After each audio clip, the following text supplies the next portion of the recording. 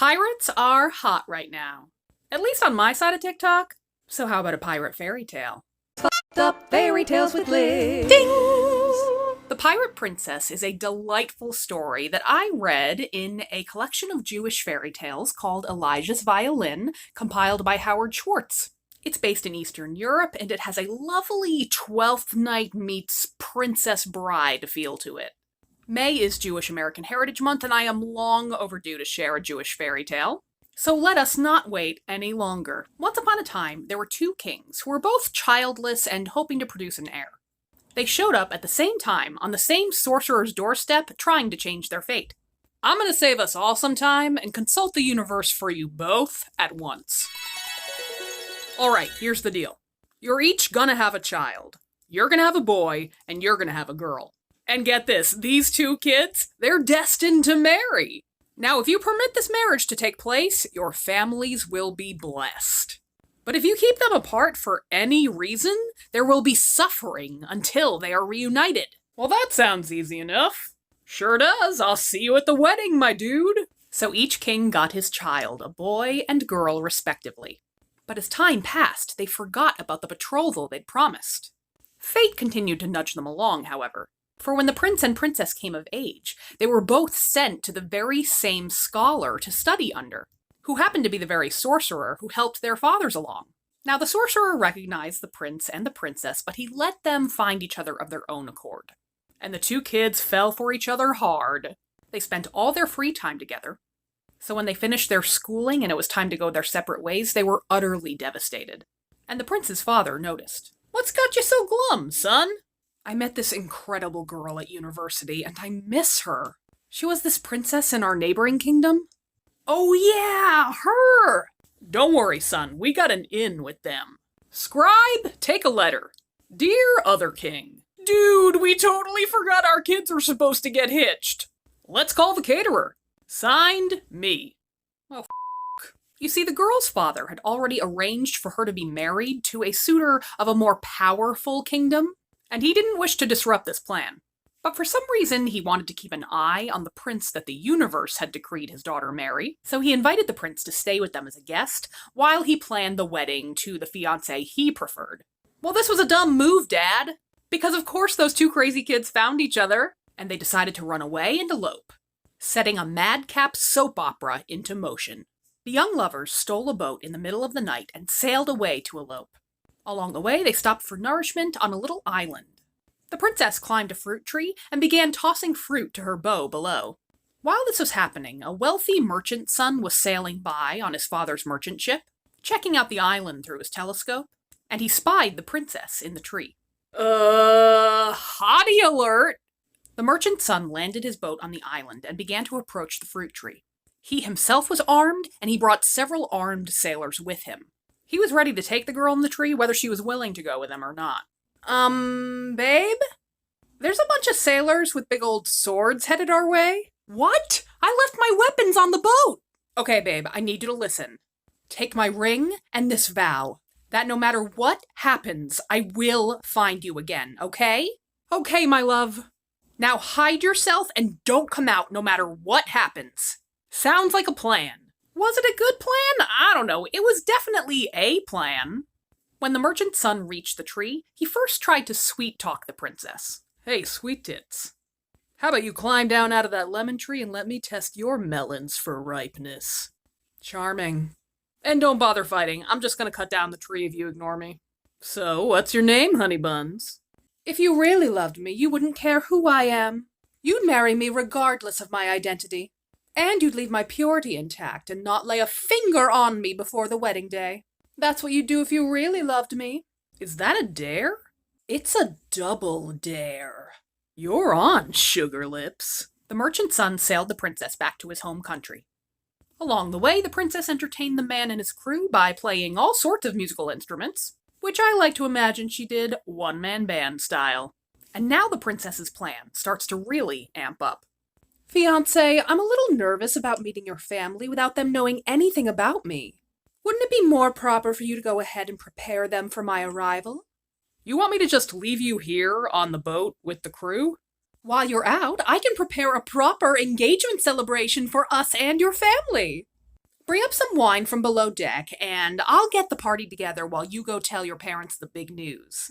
Sounds good to me, and not at all suspicious. Once the merchant's son had set off, the princess gathered the crew, gave them all drinks, led them in a toast, and then encouraged them to really get the party going. The men didn't hesitate, and before long, they were all wickedly drunk. Drunk enough to leave the ship and ramble into town to keep the party going. As soon as the last sailor had disembarked, the princess unfurled the sails herself and stole the merchant ship along with its bounty of riches. I'm sailing away. The princess sailed away solo on her stolen merchant ship in pursuit of her lost love. She passed by another kingdom, where the emperor there was spying through his telescope. He observed this big merchant ship passing with basically no crew, and he decided to have his navy commandeer the ship and bring in the captain as prisoner. But when he saw that the captain was actually a gorgeous princess, he was instantly smitten with her. Marry me? I have several conditions. First off, no hanky-panky before the wedding day. Secondly, don't unload my ship right away. It would look better for us both if you unload it the day of the wedding, and that way everyone can see the huge dowry I'm bringing you. Ooh, smart. And lastly, I demand 11 ladies-in-waiting to prepare me for the big day. The emperor set the girl up with her requested ladies, and the dozen girls all got on great. Apparently they all played musical instruments and liked to jam together. I imagine them like a jazz band, like those broads in Some Like It Hot. The night before the wedding to the emperor was to take place, the princess invited all of her ladies-in-waiting onto the merchant ship for a little bachelorette party. Drinks on me, ladies! She got the ladies-in-waiting drunk enough that they passed out on the ship. She's not a great role model, this gal, but she takes care of herself. And once again, the princess set sail in the night, this time with all the ladies-in-waiting on board. When the women awoke and they were out to sea, they were understandably a little confused and concerned. But somehow the princess managed to charm them into believing she had a good reason for her actions. When the ship was caught in a storm that pitched them further out to sea, the women were like, hey, I guess we really have to make this work, and so they began to help each other along in making it to the next port. Come sail away, come sail away, come sail away with me. They landed at another island, and for the third time the princess's ship was about to be seized. This time by pirates. See here, ladies. Tell me why me and my pirate crew shouldn't kill you all right here and now. Because me and my crew are also pirates. Oh yeah? Yes, pirates of wisdom. Pirates of wisdom, eh?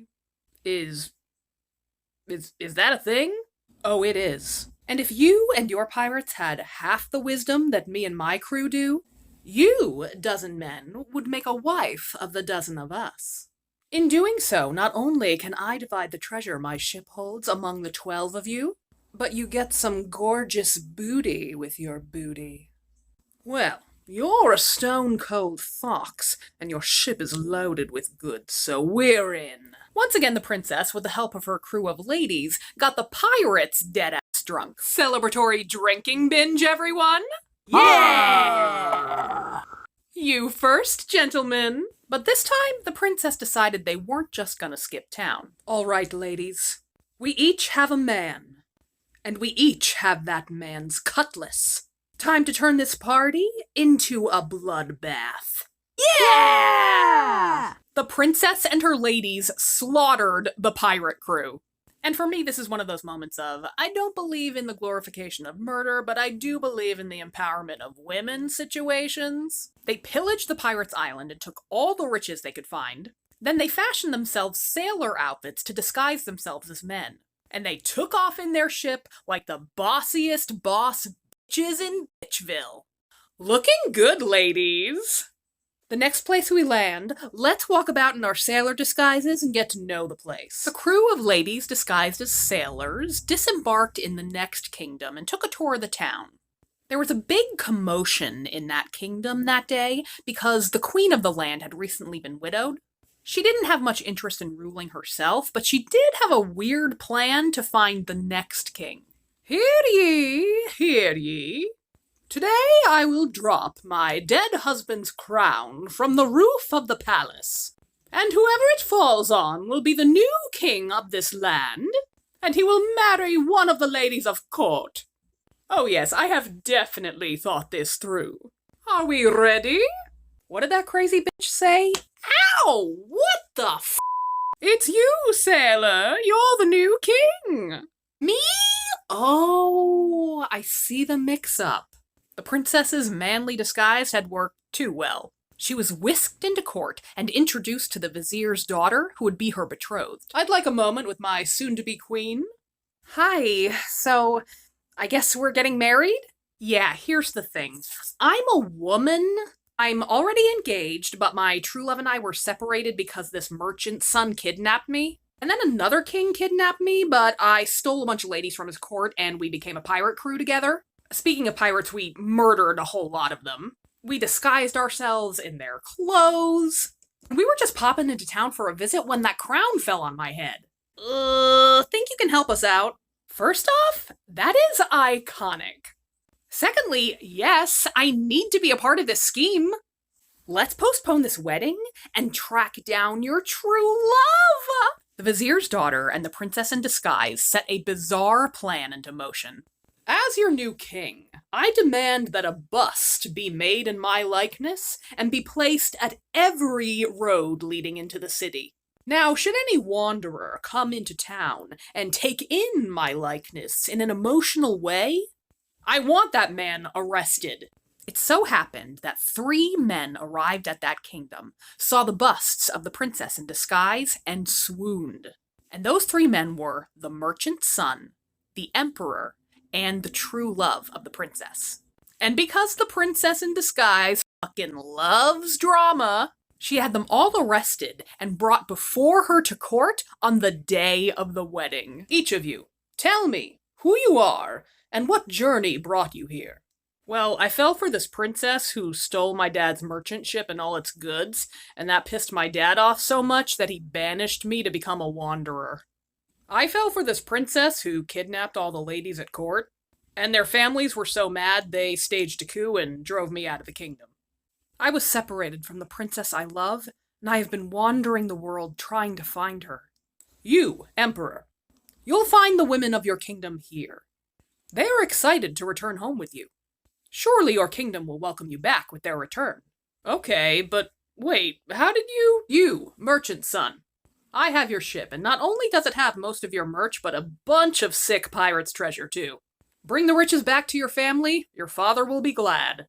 Okay, I'm having trouble connecting the dots. That's for you, handsome prince. It's me, baby! Yeah, folks, I have been a lady this whole time. And honey, I told you we'd make it back to each other. Let's get married, honey! Yay! The vizier's daughter and her kingdom were so charmed by this display that they invited the prince and the princess to stay on and rule the kingdom. So the two finally got hitched, and they did just that. The end! For those of you that stuck around, congratulations! I hope you enjoyed the roller coaster! If you can't wait to hear more Jewish fairy tales, I shared a bunch of them this week over on my Patreon on the podcast there. That's the only place that I'm running a podcast right now, so you should join us if you'd like to hear it.